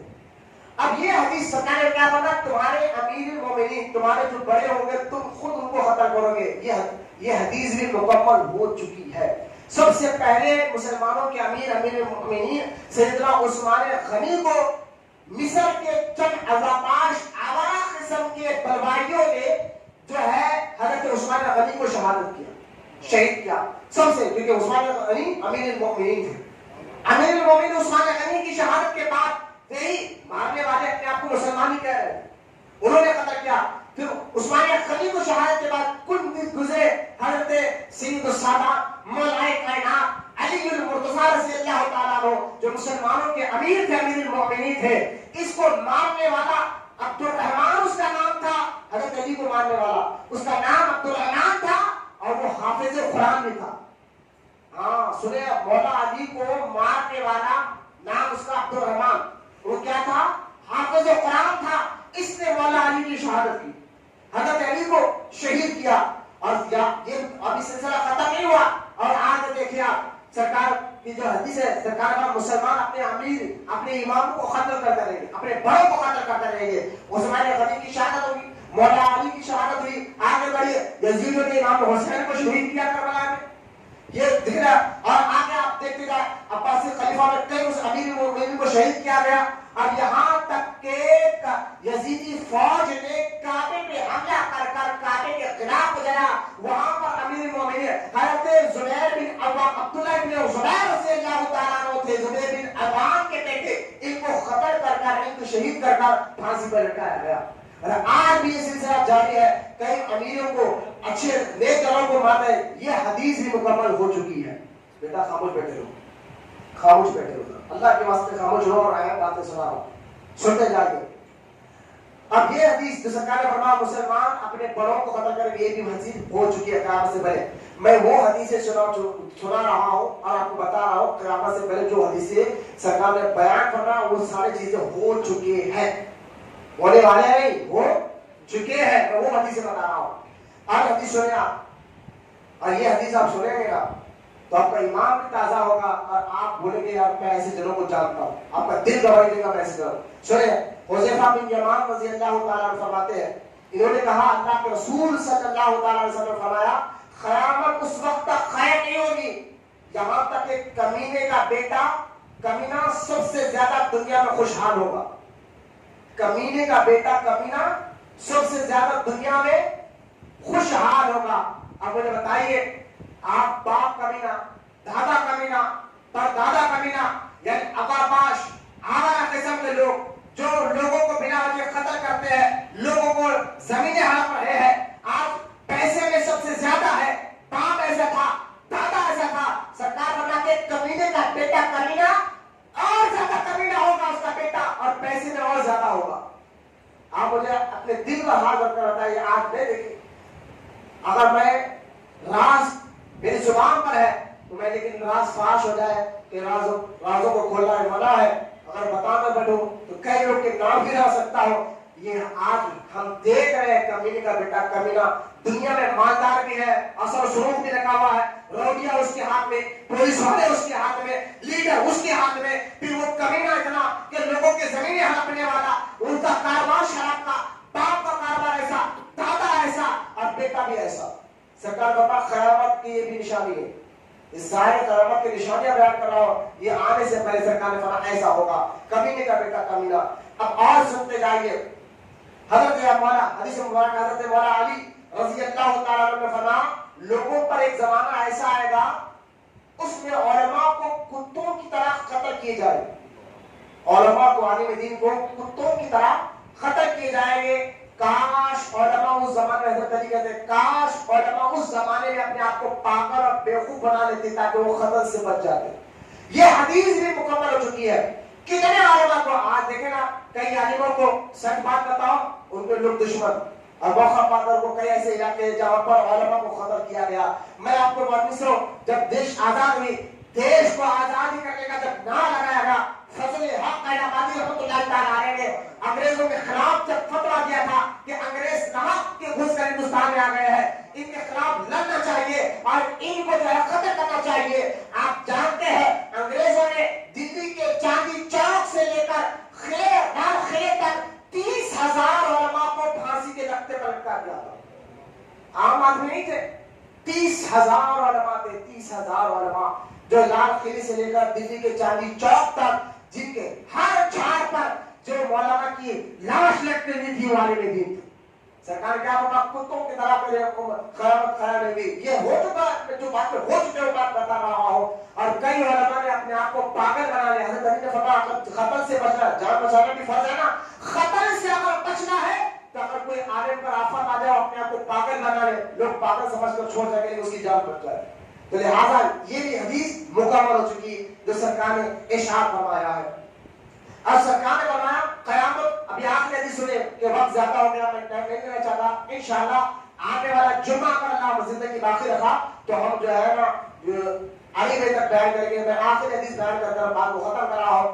سنیں حدیث پاک، اور یہ جو حدیث سنانے جا رہا ہوں یہ بھی مکمل ہو چکی ہے، یہ واقعہ بھی ہو چکا ہے. سرکار نے فرمایا عبداللہ بن عمر رضی اللہ تعالیٰ فرماتے ہیں کہ قیامت قیام نہیں ہوگی جہاں تک کہ حجر اسود کو اس کی جگہ سے اٹھا لیا جائے گا. حجر اسود کو اس کی جگہ سے اٹھا، حجر اسود جانتے ہو کیا؟ جو کعبے کے اندر جنتی پتھر لگا ہوا، کعبے کی دیوار پر جنتی پتھر لگا جس کو آج بھی لوگ طواف کرتے ہیں.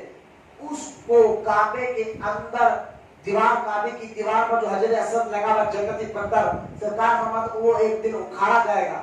اور یہ بولے کہ آج تک نہیں ہوا، میں ہو چکا ہے. ہاں یہ کب ہوا ہے؟ یہ قیامت کی یہ نشانی کب ظاہر ہوئی ہے؟ تو لہذا عباسی خلیفہ میں جو اس کا نام ابو طاہر قطری تھا، اور یہ ہوا ہے 300 ہجری میں، یعنی آج سے 700 سال پہلے ابو طاہر عباسی خلیفہ، بغداد پر، مکہ مدینہ پر عباسی خلیفاؤں کی بادشاہت چل رہی تھی. ابو طاہر نامی ایک شخص جو بادشاہوں کو زیر خراب کیا، غیروں کو اپنے تابع کیا اور کعبے پہ حملہ کر کر کعبے کی دیوار سے اس پتھر کو نکالا توڑ کر، اور نکال کر اس کو اپنے گھر، اپنے بستی، اپنے ملک کی طرف لے کر گیا. اور یہ ہو چکا ہے. سرکار نے فرمایا پھر بعد میں 20 سال تک یہ پتھر کعبے کی دیوار پر نہیں رہا. کتنے سال تک؟ 20 سال تک یہ کعبے کی دیوار پر سے یہ پتھر، یہ ابو طاہر نامی شخص نے نکال کر اپنے ملک کو لے کر گیا تھا اور یہ اس کے پاس رکھا رہا. اور یہ ایسا کون سا بتا، یہ اپنے وقت کا فرعون تھا. یہ کعبے کے پاس ممبر پر ٹھہر کر کہنے لگا میں خدا ہوں، زندگی بھی دیتا ہوں اور موت بھی دیتا ہوں. یہ فرعون تھا جو ہے نا دعوت کر رہا تھا میں خدا ہوں بول کر. اور یہ ابو طاہر کے دور میں ہوا اور اس لیے کعبے کے اندر سے پتھر نکالا، حجر اسود کو نکال کر اپنے گھر لے گیا. 20 साल तक वो पत्थर उसके पास रहा। फिर अब्बासी खलीफा में मुस्तकबिल्लाह एक बादशाह गुजरे हैं, इन्होंने इस बादशाह इस अबू तहार को मारा और वहां से पत्थर इज्जत के साथ लाकर फिर काबे की दीवार में लगाया। बोलो सुभान अल्लाह। ये तो सरकार के दुनिया से जाने के 300 साल बाद हुजूर पहले बता रहे हैं। बोलो वहां पर सुभान अल्लाह। हुजूर ने पहले बताया था जिना आम होगा, हो गया है, शराब आम हो गई, हो गया है, मस्जिदों में बातें की जाएंगी, हो रहा है। लोग जहां तक फरमाया कभी सुन लीजिए, सरकार ने कहा मेरी उम्मत में लोग क़यामत कब आएगी? फरमा हुजूर से पूछा हुजूर क़यामत कब आएगी? फरमा मेरी उम्मत में कुछ लोग होंगे जिनकी उम्र 60 साल होगी। कितने साल? 100 मिनट का इधर देखो कौन आ रहा है, जा रहा है, उधर आ रहा है, कितनी उम्र होगी? 60 साल उनकी उम्र होगी।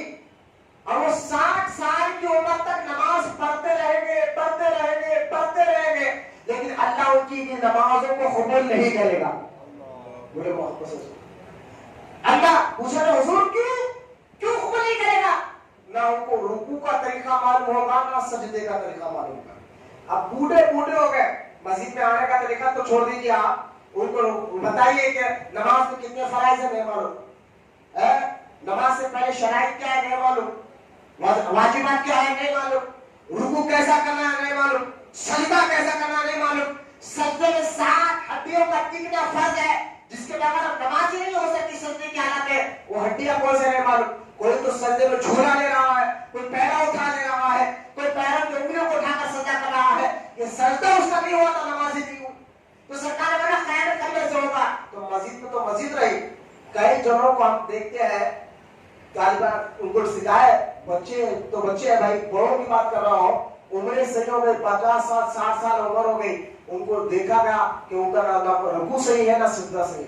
मैंने कहा सदक़ता या रसूल अल्लाह। 1400 150 साल पहले 1000 साल पहले आपने जो बयान फरमाया था, आज वो हालत दिख रहे हैं। लोग नमाज इसलिए कहा जाता ना, नमाज देखा देखी नहीं आती, नमाज को सीखना पड़ता है। नमाज सीखना जैसा नमाज पढ़ना फर्ज है ना 5 टाइम की, ऐसा नमाज का सीखना भी फर्ज है। जब तक आप नहीं सीखोगे गुनाह लिखा है फरिश्ते, आप समझे तो झूठ बोलना गुनाह है, गाली देना गुनाह है, चोरी करना गुनाह है, ये तो है। जब तक आप नमाज के बारे में नहीं सीख रहे, रोज गुनाह लिखा जा रहा, नहीं सीखने का गुनाह क्या? इसलिए कह रहा हूं, चलो अब नमाज के बारे में मैं एक मसला बता रहा हूं। मैं यहाँ लोगों को देख रहा हूं, मैं नामा नहीं लूंगा, कोई आगे एक दूसरे को देखा भी नहीं है। जो मैं बोल रहा हूं अल्लाह की रजा के लिए, तारा देने के लिए नहीं। फौरी इसी वक्त वो अमल छोड़ेगा और नमाज के लिए वो तैयार होगा। नमाज के लिए देखिए, नमाज के लिए चांदी, मर्द के लिए चांदी सिर्फ 3 ग्राम पहनना। कितने ग्राम? सिर्फ 3 ग्राम की अंगूठी, यानी आधे तोले को 1 मासा कम, 4.5 मिसकाल आधे तोले को, 1 तोला नहीं, आधे तोले को 1 मासा कम चांदी, 1 अंगूठी, ये उंगली में पहनना सुन्नत है। बोलो ना सुभान अल्लाह। उससे ज्यादा अंगूठियां पहनना जायज नहीं, अब ना जाए। अब इसी तरह लोहा, तांबा, लोहे की कोई चीज, तांबे की कोई चीज पहनकर नमाज पढ़ने से वो नमाज नहीं होती, उस नमाज को दोबारा वो निकाल कर पढ़ना जरूरी होता है। सीखेंगे ना अल्लाह की रज़ा। लिहाजा जिनके हाथों में 3-3 4-4 अंगूठे, मैं कहता हूँ अगर चांदी की है आधे तोले से कम है तो निकाले, और 1 अंगूठी ये उंगली में पहनना सुन्नत है मेरे सरदार। कोई बुजुर्ग नहीं पहने, बड़े बाला वाले पहने, बाबा नहीं होते ये बाबा, इनके चप्पल में पता है गांजे की सिगरेट पहने, 10-10 अंगूठियां पहनते, कोई बाबा नहीं होते। इनको बाबा कहना नहीं है, जितना पीर बनने के लायक है। तो लिहाजा इस गांजे पीने वाले 10-10 अंगूठे, हमको गैर की बातें मानो। अगर गैर आपके 10 अंगूठी पहनने वाला और आपको दिल की बात बता रहा, तब भी उसको वली नहीं मानना। दिल की बात बताना कोई वली होने की पहचान नहीं है। आपके दिल में क्या है बताना। आप तो है इस 14 साल खोलने वाले ही बता दे रहे हैं, ये तो हाथ देखने वाला भी बता दे रहा। कहीं पंडित है, अरे भगवान वली है तो उसके मान लेते क्या? नहीं भाई, गैब की बात सिर्फ अल्लाह जानता है, अल्लाह के बताने से नबी जानते हैं, नबी के बताने से वली जानते हैं। और वली कौन होता है? जिसको देखने से अल्लाह याद आता है। ये गांजा पीने वालों को देखकर अल्लाह याद आता है, ये लंबे लंबे बाल रखने वाले पीछे से सलमा है सलीम पता नहीं चलता, इनको देखने से आपको क्या याद आएगा? मुस्कुराए लेकिन बात पर नहीं संजीदगी से गौर करें। मैं इखलास के साथ बोल रहा हूँ, खुदा प्यार से 1 अंगूठी पहने, जिसके हाथों में 2-2-3 अंगूठे निकाले जुबान पर रखे और नियत कर लेकर मैं हुजूर की सुन्नत के मुताबिक 1 अंगूठी पहनूंगा। ये फतरे में असर क्या है? کوئی پیدا پتھر یہ یقین کرے پتھر پہننے کی کاروبار چلے گا، پتھر پہننے کی کرے گا، وہ تو کافر ہی ہو جائے گا، پتھر کو سب مان لیا. ہاں اللہ نے پتھر کے اندر تاثیر دی، یہ یقین رکھنا. کس نے تاثیر دی؟ گولی جیسا کھاتے شفا دینے والا کون؟ اسی طرح پتھر بنانا اللہ ہی بنا، تاثیر دینے والا. تو تاثیر اللہ نے رکھی ہے، یہ نیت کرنا ہے. لیکن پتھر پہنے میں تو تقدیر خراب ہوگی، پتھر نہیں پہنے ہوگی تو تقدیر خراب، اچھی خراب، یہ چیزوں پر آپ کو یقین رکھنا نہیں ہے. تو ایک انگوٹھی پہننا. دو جو لوگ اسٹیل کی گھڑی پہنے ہوئے جن کا پٹا اسٹیل کا ہے، چمڑے کا نہیں، چمڑے کی پٹے والی گھڑی نہیں. اگر اس مجمع میں کوئی اسٹیل والی گھڑی پہنے ہوئے تو اتار کر جیب پر رکھ لیجیے، اس سے بھی نماز نہیں ہوتی. اب بولے ہاں ہم نہیں سنے، میں نے سنا تو آپ سیکھیں گے تو ہم کیا کریں گے؟ آپ کو سیکھنا فرض ہے نا، اس لیے نماز پڑھنے سے پہلے نماز سیکھنا پڑتا. ہم نہیں معلوم تھا، نہیں مانتا، اپنی بہن کی سنے کسی عالم سے پوچھے، اور نہیں پوچھے تو آپ کی غلطی ہے. کیوں نہیں پڑھا، کیوں آگے نہیں کیا؟ تو لہذا اسٹیل والی انگوٹھی گھڑی پہن کر نماز نہیں پڑھے گا انشاءاللہ. میں نماز بتا رہا ہوں، اخلاص کے ساتھ نماز سیکھنا بتا رہا ہوں. تو لہذا اسٹیل والی گھڑی ہے، ہاں پٹے والی، لیزر پٹے والی ہے، چمڑے کی گھڑی پہن کر نماز پڑھ سکتے ہیں. اسٹیل والی، کیونکہ اسٹیل لوہا یہ حرام ہے مرد کے لیے. پہننا کیا ہے؟ مرد کے لیے، اور عورت کے لیے بھی حرام ہے. چاندی اور سونا عورت کے لیے جائز جتنا چاہے پہنے، لیکن لوہا تانبا عورت کے لیے بھی حرام ہے. تو یہاں بات بچے ہیں اور اتنی بڑی بڑی زنجیر کیا پتا نہیں یار، یہ ہاتھوں میں درد، اتنا بڑے بڑے کام کر. اور کوئی تو نا بزرگ کا نام لیتے ہیں کہ آپ کو نہیں معلوم حضرت آپ مولانا لوگ ہیں. میں نے کہا بھائی الحمدللہ مولانا بھی ہے اور بارگاہ کے جو ہے نا خدمت گزار بھی ہے. نہیں آپ کو نہیں معلوم. آپ کرناٹک میں بہت بڑے بزرگ سید تاج الدین شیر سوار رحمۃ اللہ تعالیٰ علیہ، ان کے پاس تانبے کے جو ہے کڑے ملتے، انہوں ڈالتے کڑے. میں نے کہا یہ باتیں مت کرو، کوئی بھی بزرگ کے پاس اگر حرام کام بک رہا ہے، حرام کام چل رہا ہے تو بزرگ پر الزام نہیں ہوگا. یہ خادموں نے دندے نکالے، ہم کیا کریں؟ نکالیے. اب کعبے کے پاس کوئی شراب بیچ رہا ہے تو میرے کو مکہ میں جا کر کوئی شراب نہیں، مکہ میں شراب میں پی رہے کوئی حرام تھوڑی ہو جائے گا. اسی طرح ولیوں کے پاس اگر کوئی ناجائز کاروبار کر رہا ہے تو جائز نہیں ہوگا، نہ ولی پر الزام ہوگا یہ خادمہ اپنے پیٹ چلا ہے اور رہنے والے اپنے پیٹ چلا ہے. تو لہٰذا تانبے، میں پھر کہہ رہا ہوں کڑے پہننا، اتنی موٹی چین والا کوئی تو ہیرو کا ذکر کر رہا ہوگا. میں کہتا ہوں بس دیکھنا ہے تو اللہ اس کے رسول کو دیکھو. قرآن اللہ فرماتا ہے میرے محبوب کی سیرت کو اپنا، ان کے طریقے کو اپنا، دنیا میں بھی کامیاب ہوں گے، آخرت میں بھی کامیاب ہوں گے. دونوں جگہ کامیابی اللہ دے گا حضور کے طریقے پہ چلنے والوں کو. لہٰذا زنجیریں پہن کے نماز اگر کوئی پڑھ رہا ہے، کڑے پہن کے نماز پڑھ رہا ہے، نماز نہیں ہوگی بابا. اس کو مانو یا نہیں مانو، میں تو بتا رہا ہوں آپ کا کام ہے اخلاص کے ساتھ عمل کرنا. آپ کوئی بات کہتے ہیں ہم نہیں سدھریں گے، ہم نہیں مانیں گے، ایسے لوگ بھی ہوتے ہیں. بات اتنا بڑے والے کچھ بھی نہ ہوگا، پہلے میں پڑھو نماز نہیں ہوگی. اللہ قبول کرنے والا ہے، بھائی اللہ ہی نے قانون بنایا ہے. یہ جب آپ کہہ رہے ہیں اللہ قبول کر رہا ہے، اللہ ہی نے قانون بنایا، کوئی مفتی یا مولوی نے قانون نہیں بنایا. یہ قرآن حدیث میں آیا ہے کہ تانبا حرام ہے، لوہا حرام ہے. تو یہاں قرآن حدیث کی بات اگر واقعہ مسلمان ہے، اللہ سے محبت کرتے ہیں، رسول سے محبت کرتے ہیں، میں اپنی عقل کو مت ڈالو. جو حدیث اور قرآن کی بات آ جائے عقل بھی جھکا دو، دل بھی جھکا دو، یہ مومن ہوتا ہے، یہ عاشق رسول ہوتا ہے. اپنی عقل اپنی مت ڈالو. اب پھر بھی عقل کی بات ہے تو سنو. ڈاکٹروں نے کہا کہ اسلام میں لوہا پتل مرد کو پہننا حرام کیوں ہے، سونا مرد کو پہننا حرام کیوں ہے، یہ قانون اسلام نے کیوں نکالا. اس پر کافی ڈاکٹروں نے ریسرچ کی کہ اگر یہ قانون بنا تو کیوں بنا، اور اسلام نے جو بھی قانون بنایا یہ ہمارے فائدے کے لیے بنا. یہ بھی سن لیجیے، ہمارے فائدے کے لیے بنا. تو ریسرچ کر لوگوں نے بتایا اگر مرد سونا زیادہ پہنے گا، لوہے والی چیز یا اسٹیل والی چیز زیادہ پہنے گا تو آگے چل کر نامرد ہو جائے گا. دیکھیے اب فائدہ کس کا ہے؟ ہمارا. یہ قانون اللہ اس کو رسول ہے، کیونکہ ہمیں بنانے والا تو ہمارے اچھے برے کے بارے میں اللہ سے بہتر اور کون جانے گا. ہمارے اچھے اور صحیح غلط کے بارے میں اللہ سے بہتر اور کون جانے گا. تو لہٰذا یہ تحقیق آپ ڈاکٹروں نے کر کے بتائی کہ اگر مرد سونا زیادہ پہنے گا، مرد اگر لوہا یا اسٹیل کی چیزیں زیادہ پہنے گا تو وہ نامرد ہو جائے گا، اس کی میننگ ختم ہو جائے گی. لہٰذا آپ کو میں کہہ رہا ہوں نماز بھی اس سے نہیں ہوتی. لہٰذا اگر کوئی اسٹیل کی گھڑی پہن کو نکال لیجیے. سینے کی گنڈی ہے، میں آپ کو یہ مسئلہ بتا دوں، یہ حصہ نماز میں دکھ رہا ہے، یہ بھی مکروہ ہے. سینے کا حصہ نماز میں دکھ رہا ہے، اس سے بھی نماز نہیں ہوتی. بات تو سینے کی گنڈیاں کھولنے کے آیا نا، اور ویسا دکھتا ہوں مسجد میں نہیں آ رہے، کوئی جم وہ لڑنے کے لیے جاتے نا जिम करने के लिए या एक्सरसाइज करने के लिए मान जाओ भाई, ये अल्लाह के घर में सर भी झुकाना, दिल भी झुका कराना। जैसा चाहे आ जाए, मुंह उठा के नहीं होता। अपने घर को जाओ, यहाँ नहीं हो ना अल्लाह के घर को, ये अल्लाह के घर का अदब है। और अल्लाह के घर की इज्जत करो तो अल्लाह तुम्हारी इज्जत को बुलंद कर देगा। ये भी एक बात है, जो अल्लाह से करा, अल्लाह के घर की इज्जत करा, हमने देखा फिर लोग उनकी इज्जत करने लगे, लोग उनसे मोहब्बत करने लगे। तो लिहाजा ये सारे कानून है, क़यामत की निशानियां। आने वाले जुमा अगर अल्लाह जिंदगी दिया तो, क्योंकि आने वाले जुमा में समझता हूँ खुल जाएगा, लॉकडाउन 9 बजे तक हो जाएगा, तो बयान तकरीर 2:30 बजे तक चलेगी। ये हर जुमा 1:45 से लेकर 2:30 बजे तक तकरीर चलती है। लेकिन अब क्योंकि लॉकडाउन का वक्त कम है, इसलिए मैं बात खत्म कर रहा हूँ। आने वाले जुमा 2:30 बजे तक बयान चलेगा, 1:45 से लेकर। तो आने वाले जुमा को भी तीसरा पार्ट होगा कि क़यामत की निशानियां हुजूर ने और क्या क्या बयान फरमाया, और जो छोटे निशानियां बड़े निशाने क्या है। इंशाअल्लाह आने वाले जुमा को भी मैं इसी टॉपिक को आगे बढ़ाऊंगा।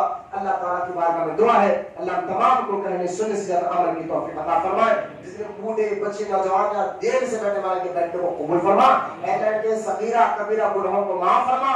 हम सब की दुआओं को सरकार मदीना सल्लल्लाहु अलैहि वसल्लम के सदक़े और अहले बैत के सदक़े में कबूल और मक़बूल फरमा। वमा अलैना इल्लल बलाग वल्हम्दुलिल्लाहि रब्बिल आलमीन।